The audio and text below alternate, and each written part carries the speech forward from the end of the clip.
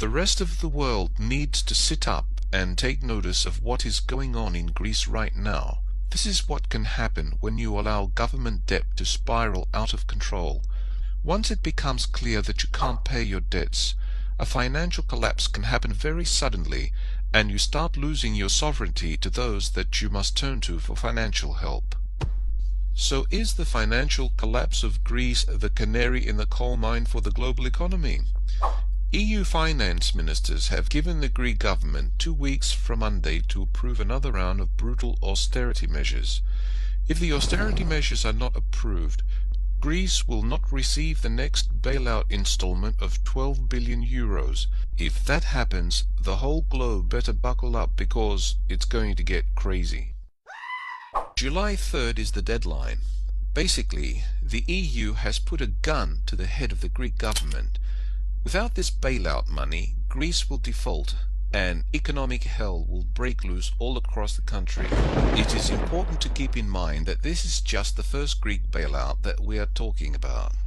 Last year, the EU and the IMF agreed to provide the Greek government with a 110 billion euro bailout. The current 12 billion euro installment is part of that package. Sadly, it has become apparent that the first bailout is not going to be nearly enough for Greece. A second bailout, which will be the same size or even larger, is already being discussed. This is going to put the Greek people even more under the heel of the money powers in Europe. Keep in mind that all of these bailouts are just more loans. There is no way that the Greeks are ever going to be able to repay all of this money. But this is what happens when a nation lets debt get out of control. For years and years, it can seem like all of that debt does not have any consequence. But then the day of reckoning comes, and it is a complete and total nightmare. In order to get the next installment of 12 billion euros, European finance ministers are insisting that the Greek government approves a package of austerity measures that will be worth approximately 28 billion euros. At this point, it is uncertain whether those austerity measures will pass. The pressure on the Greek government, however, to get them pushed through is immense. These austerity measures include tax increases, budget cuts, and a large-scale privatization program. This is often what happens to third world nations that cannot pay the debts. Organizations such as the IMF or the World Bank will come in and insist that they tax their people more, cut back on their spending, and sell some of their public assets to big corporations.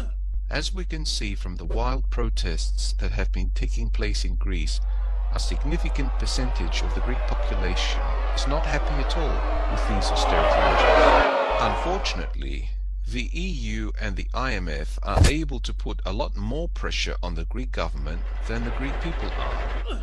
Greek Prime Minister George Papandreou recently gave the following warning to the Greek people about what could happen if this debt crisis ends badly.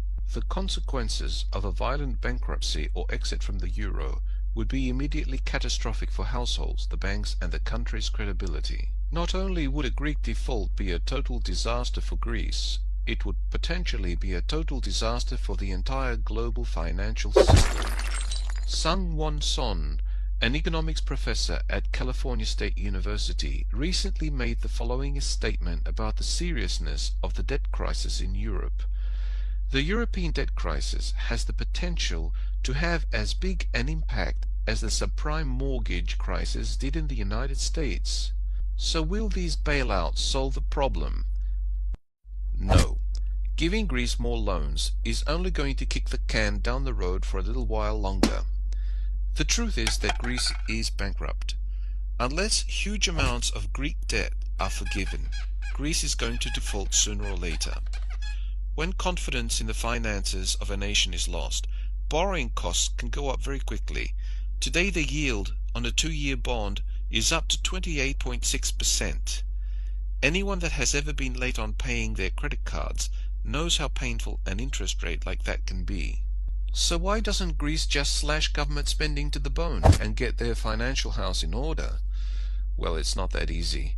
Harsh austerity measures have already been implemented. As a result, unemployment is rampant, and there is rioting in the streets. As the economy crumbles, Greece has descended into an almost permanent state of civil unrest.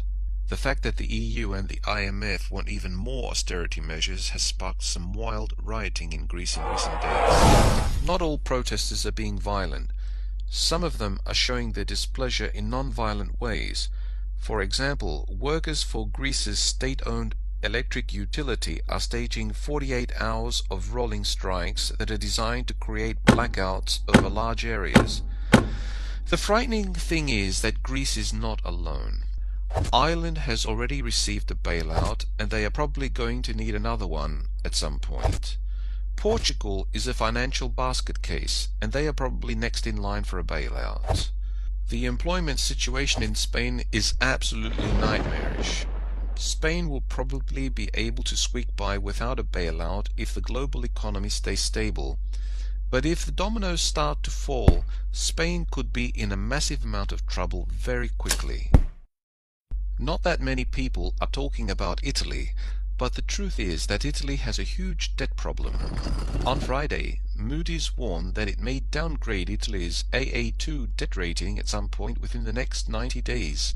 Belgium and France also have very substantial debt problems. They probably will not be the first dominoes to fall, but if the contagion starts to spread, they could certainly have massive problems. The truth is that Europe's entire financial system is extremely vulnerable right now. Big banks all over Europe, and especially in Germany, are leveraged to the hilt.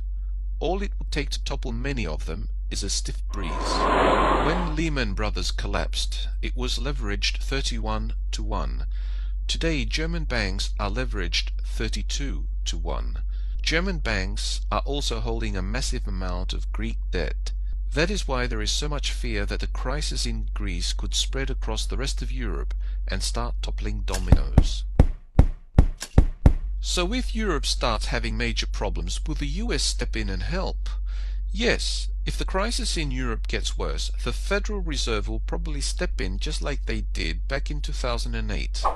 But the US is rapidly approaching a day of reckoning like the one that Greece is going through. The US government has piled up the biggest mountain of debt in the history of the world, and faith in the US dollar is dying. The economic crisis in the United States gets worse with each passing year. Yes, the Federal Reserve can print up stacks of money and send it over to Europe, but that isn't going to solve anything in the long run. The truth is that the US is not even going to be able to keep itself afloat. The world financial system is far more vulnerable today than it was back in 2008. The next wave of the financial collapse is going to hit at some point, and when it does, it is going to probably be even more painful than the last wave. Our world is becoming an incredibly unstable place. You better get ready.